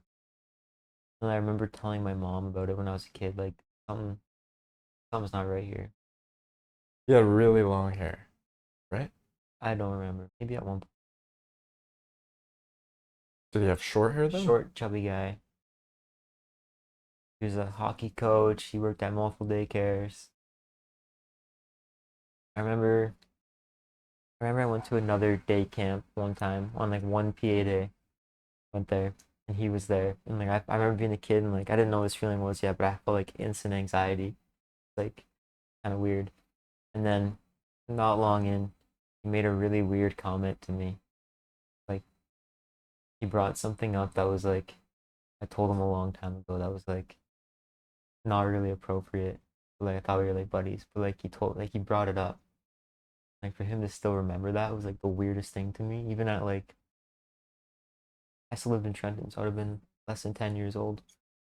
And even then I was like, okay, what the frig? So my mom, I remember she was like, she already said to me, I'll pick you up at 12. You can sit at my office, or you can decide if you want to stay the rest of the day. When she came back at 12, I was like, I want to go. Like, did not want to be here. I went home at like 12. Yeah.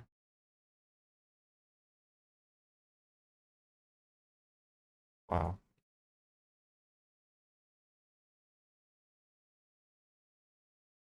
At least he never did anything to me. Kind of nice. I just remember you saying you were his favorite, or him saying I you're don't my remember. favorite. I don't remember that. Creepy though. I thought you said that. No. Maybe yeah, him and I know he touched. What do you mean? They'd play bag tag with each other, and I remember him telling coming back to that daycare for like a day or something. Told me he's coming back. And I was like, whatever. And he always put this game with me, and he would play bag tag and stuff. God damn. For him to bring that up though, and, like I almost felt bad when I didn't testify because like I knew that, but like that's on you know what I mean. Not like me, not on me to tell the story. So so many kids came forward. Like the more kids came forward, the more kids came forward. Yeah. I'm surprised I didn't hear about this. Oh, like I don't have my phone, but if you just Google his name, last name's Neuron, near Neuron, Should I? 100%. We can cut as much of this out as you want, cause like ever, but I'll remember the timestamps.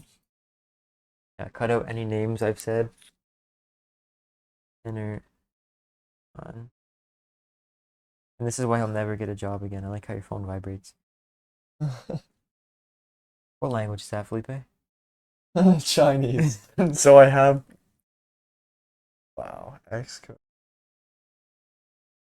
Wait, so this one, the intelligencer, or this one? That was it. That was it too. What are we looking for again? Just read through it.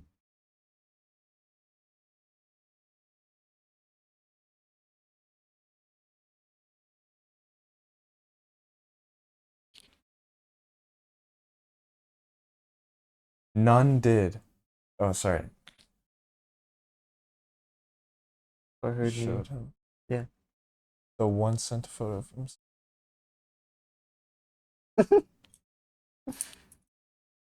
Whoa!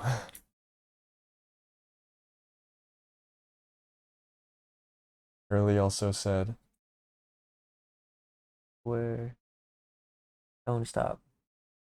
yeah, my thumb. Yeah. That wasn't like an uncommon thing. Like when I read that, I was like, I should have testified because if that's what he got in trouble for, then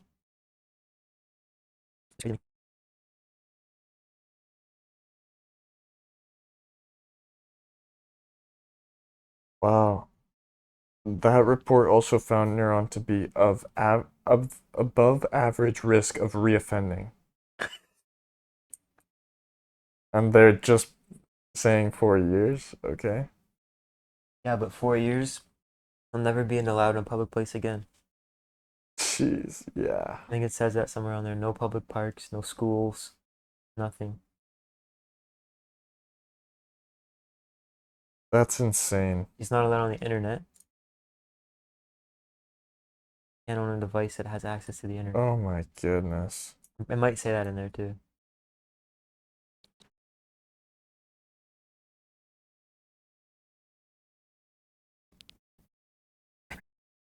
Wow. Okay, I'll read the rest later. Mind blowing. Mind blowing. Yeah. Yeah. Uh,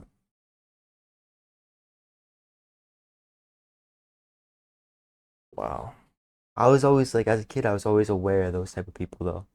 Cause like my mom like drilled it into me. She's like, never trust anybody. Like she said, like her and I to this day still have a password. Like she's like, I'll like, if you're ever, someone's ever picking you up, ask them for a password. If they don't have the password, you get the fuck out of there. From like the time I earliest I can remember. Oh, that's smart. Yeah. Yeah. So like, she drilled it into me. Never trust anybody. Picking up they they mentioned that in daycare, right? Yeah. The picking up like never get in someone's car. You Yeah. don't know them, Hundred even if percent. they say they're your mom's friend. Yeah. Yeah. And there's also, oh yeah, stranger danger. Yeah. Like that Yeah. was that Stuff was like just that. really common. That was drilled into me from an early age. Like then it's hard when you grow into a man to go from like, because it's pretty quick change from like being a little boy who someone wants to kidnap to like someone who does the kidnapping. You know what I mean? No one's kidnapping me now, but like still sometimes I'll be like, I don't know, I get like sketched out. Like, this And person's I could like, have kidnapped this little kid right no, no, here. someone's like following me or something. I'm like, why would anybody follow me? Like my mom was like, Yeah, yeah, I felt that. I yeah, felt like I'm at the age where no, like, you go outside at night and you're like kind of paranoid, where it's like, oh, somebody could be following. Wait, no, nobody would be following me. you're the sketchy one. You're the scary Yeah. one. If anything, you're doing the following, right? I kind of felt that like, especially during COVID. Like I got into riding my bike a lot, which turned into like nighttime bike rides and like exploring, and like I got into like some weird situations. Like I don't know. I used to go on the school roof pretty often, just like other roofs and like abandoned buildings and stuff, just by myself at night. And I remember like one time I went down this alley, like scared the shit out of me. He's like, "What's up?"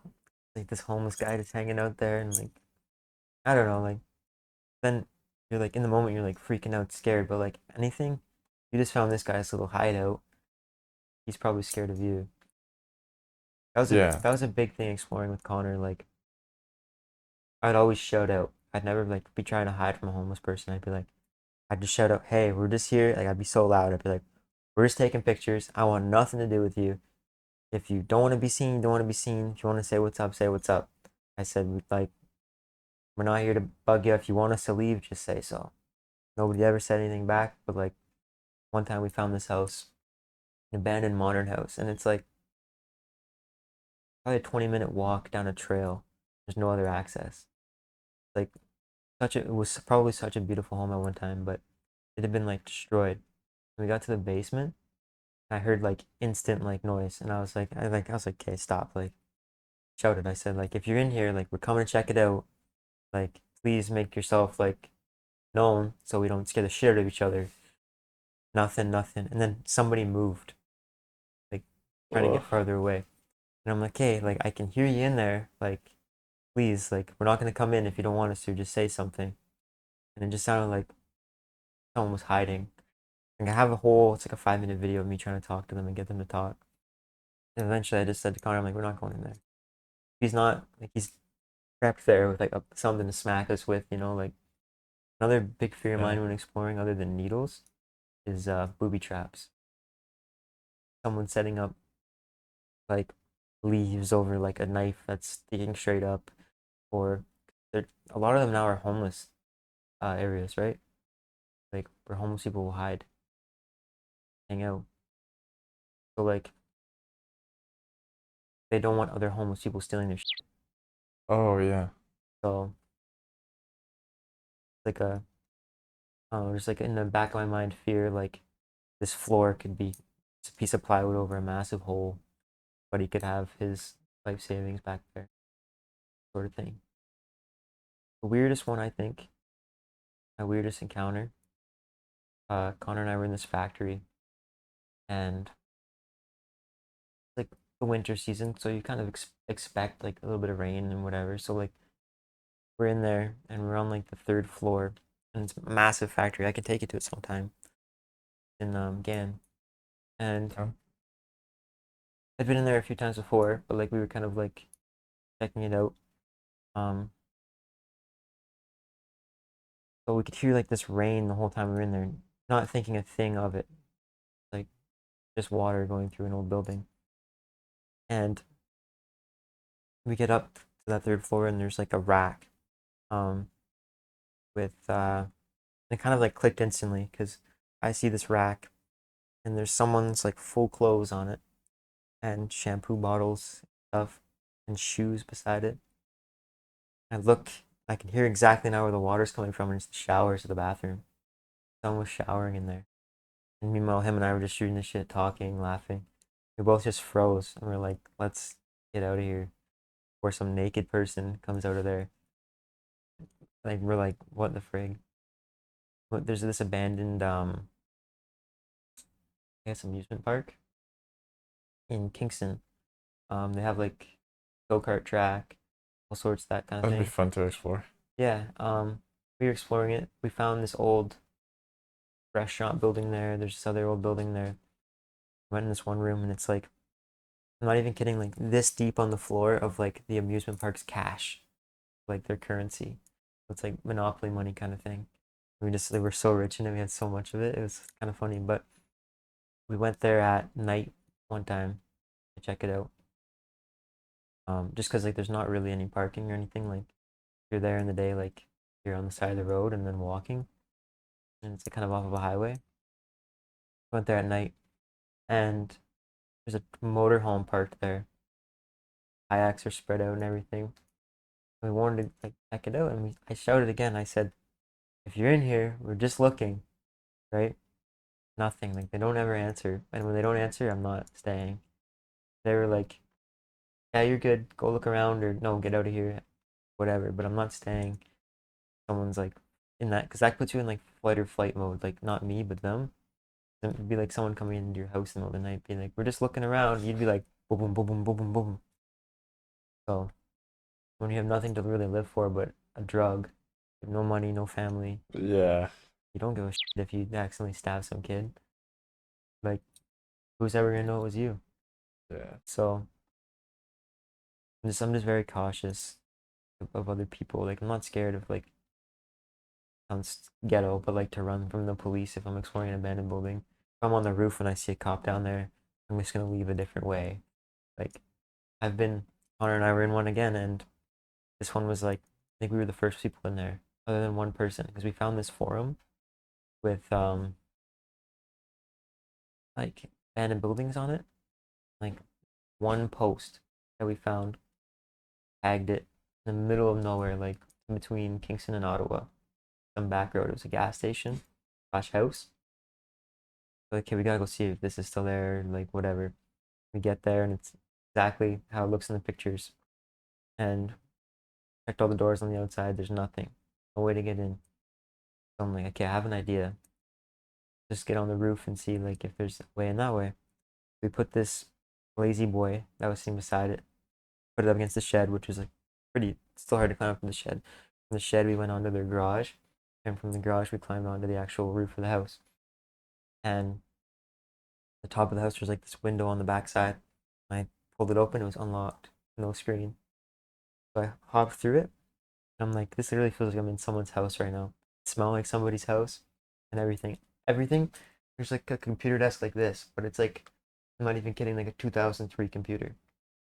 And it's like just got like the thickest dust on it ever, untouched. And in the kitchen, like the fridge still had food in it, cupboards are still full of dishes. The calendar was still on 2012. Uh-oh. I was like, this is the most fresh abandoned building I've ever explored. Like no graffiti or anything. Bed still had like pillows on it. It was like super rare. And we're in there and looking around, and there's like the gas station and restaurant underneath. The vending machine still had Coca-Cola in it. That was like glass bottles, rusted to shit and old. Whoa. Yeah, I have pictures of all of it. And yeah, everything was so cool in there. We're in the one bedroom upstairs, and Connor like pulls me away from the window and like crouches me down. He's like, "There's a cop right outside of that window, just waiting, like parked beside my car." And this is in the middle of nowhere, some back road. Like, obviously the cop knows like someone's in here, right? So we went out the back window and sat on the roof and just looked at him, and we waited him out like 40 minutes. He drove away, right? But we saw him pull into like a bush, park there, and we're like, he's waiting for us because he thinks he's gonna think, oh, he left or we didn't see him in the first place, right? He wants to see who gets in this car. We waited another 40 minutes and eventually the cop pulled away. He must have like assumed we carpooled there or something. As soon as he pulled away, went the other direction, we straight to the car and got out of there. That was such a cool place though. So you ended up staying how long at that one We were place? there for hours. It was almost halfway to Ottawa and we were there for hours. But we also hit up a bunch of abandoned places that day. Like some really cool places. What could a cop do though?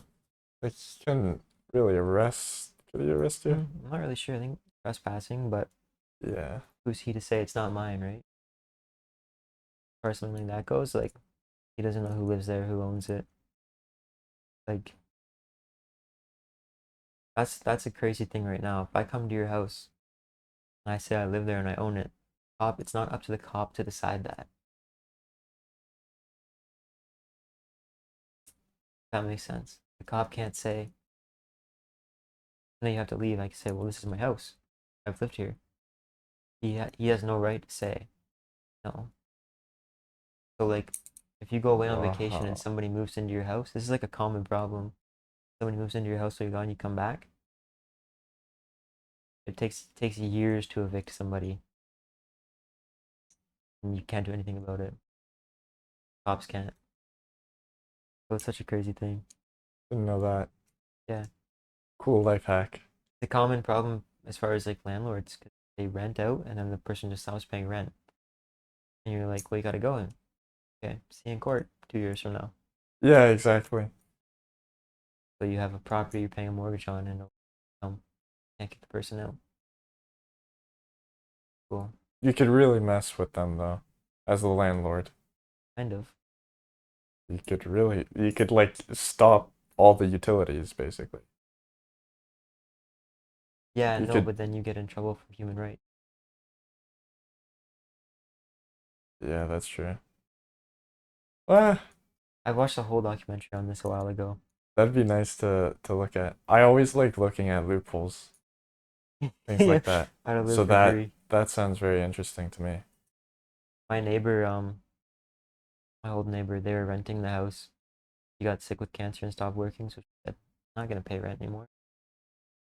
And they couldn't kick her out. Same kind of thing. See ya in court. What else you can do? It's almost impossible to kick somebody out. But then, yes, but then when the court comes, Yes, then you're screwed. yes,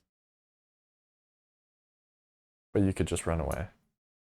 yeah. Then you're like, you know what? Actually, I'll leave now. It's okay. Yeah, I know. That whole like water thing is really weird. Such a big problem. Like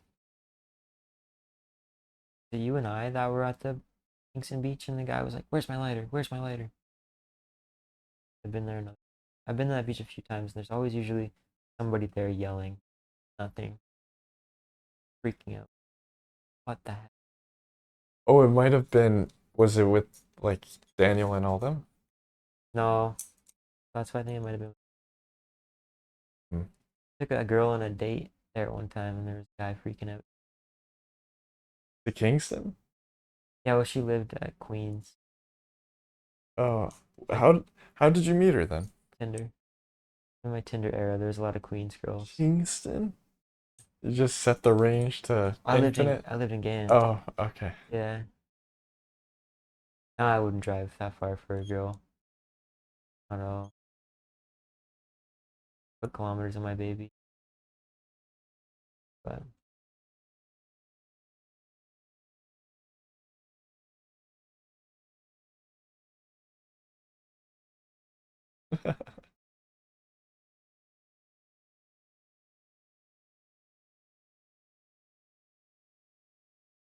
so, what motivated you to not work this summer? Enjoy it? So I'm technically working. It's like it's a remote, really low hours job, but yeah, as I said earlier, I guess I must have mentioned that I basically don't even consider it work. Well, what kind of work is it? It's basically just reports. Yeah, there's a bit of scripting. Like it has to do with the server basically. But Kind of server? like Linux server. So, but that's only a very small part of my job. So basically, I go onto a server, onto the Linux terminal, or no, sorry, I go onto my computer, open up the terminal, and then remotely log into their Linux server. And then from that, I I think I run a program, but I think what that program does is it basically saves the image, archives the images of the day or whatever time I have and refreshes it. So, oh, and it's for a trucking company, Okay. a fleet tracking truck, a fleet truck tracking company. So then, yeah, that's part of it. And then the other part is just reports. Yeah, just making sure, like archiving the reports, sending the reports by email to these places and yeah, that's it. How did you find this job? My friend, my friend's parents own it. Oh, okay. So like how many hours of work can you expect to do in a week? Like not honestly, less than an hour.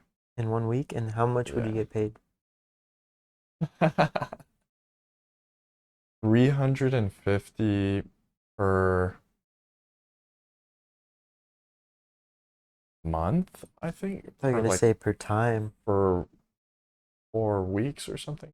It might be a little more than 4 weeks. Do you think you could like is it a lot of effort on your part or no? No. Do you think you could do this for multiple companies at once and Yeah. make thousands per month? No, because what they have specifically, what they demand is so, I feel like no other company really, I guess every company needs reports. It'd just be really hard to get a position as the person who files the reports. Yeah. Okay. I like my title, my role is technically, I think it's like IT specialist, IT agent. Yeah.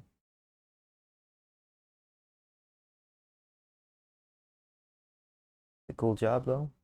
Is I was surprised that I got paid 350 per hour long. I can check how long it is, but like every I think it's every 6 weeks. But like considering it takes me 30, so I have to do these reports every week, once every week. Takes me 30 minutes max. Usually takes me around 12 minutes. Yeah. So really for 4 weeks, Oh, that's I'm crazy. reaching 1 hour. So for 1 hour work, like, and then the scripting that I was talking about where I log on remotely, that takes probably like it probably takes 1 minute from me. But the actual process, you have to wait for it. But I don't have to like sit there waiting for it to load. I can just run it, run the script, and then do everything else that I want to do on my computer. And then I'm done. So you say log in remotely. Are the other times you're actually going physically? No, no, this Oh, is it's completely remote. oh, that's cool. Yeah, I'm really happy with it. And I guess back to your original question, what motivated me to not have a full-time position anywhere? I have a lot of projects that I still want to do. I think I can't get hired as a computer science specialist, anything in the computer science realm right now. So I just want to get more projects in. And once I have those projects, I'm able to present that on my resume, and then I'm able to get a computer science job. That's cool. But if I were given the opportunity, like if somebody offered me a computer science job, a full-time position during the summer, I would say yes. I would take it. I would have So taken it. you you mentioned your projects. You have other projects other than the Instagram one on the go currently? Yes, yeah. What are you doing? So I have the Instagram bot project, as you mentioned, which basically just posts a reel. It posts a photo. It posts a reel, and both promote you to get off Instagram, encourage you to get off Instagram. And this is posted. Originally, it was posted 5 times a day. I don't know if I told you this, but I ran into a problem because the bot logs in through servers, a different server every time. And so Instagram recognizes that as a suspicious login. So one time I didn't recognize the login and I saw the time. I saw it was like 9:16 a.m. and I was thinking, my bot runs at 9 a.m., not 9:16. Or like, no, it was 10 a.m., something random. And I was really confused.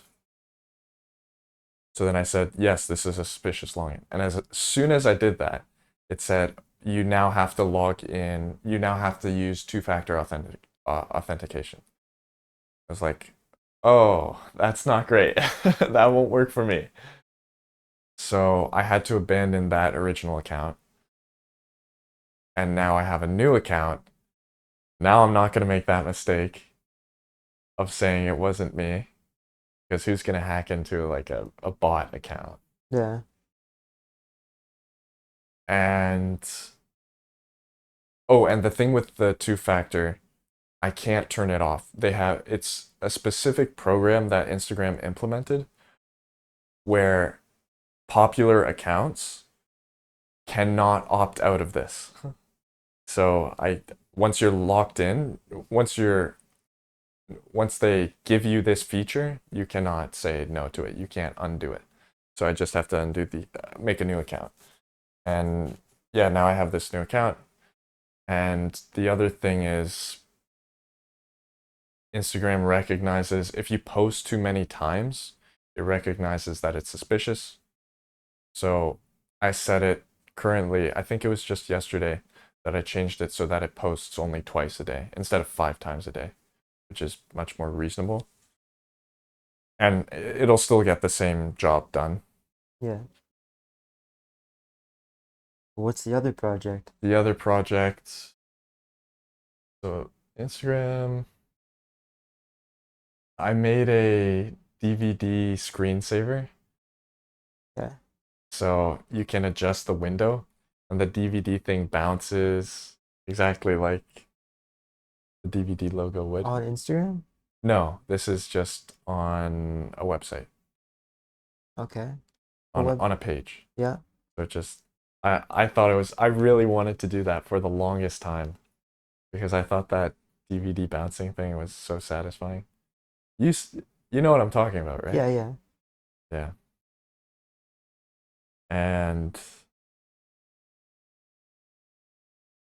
and then there was oh, right. There's a Spotify one that I'm working on right now. So a bunch of playlist functionalities where it only gets the clean version of the song or gets the top artists globally and makes a playlist of them. Random things like that. That one's tough. There was another project that I did. Kind of forgetting it though. Oh yeah. There was a fragrance website because I'm really into fragrances. So I wanted to make a fragrance website, but I haven't finished it yet. Still a work in progress. And was there was another one. There's one that I'm forgetting. Fragrance website? Yeah. That's pretty cool. That's a niche that you're into for real. Remember when you asked me, you have any fragrances? I was like, what the hell is your any fragrance? There's a fragrance right there if you want to just look at it. Coach. Yeah.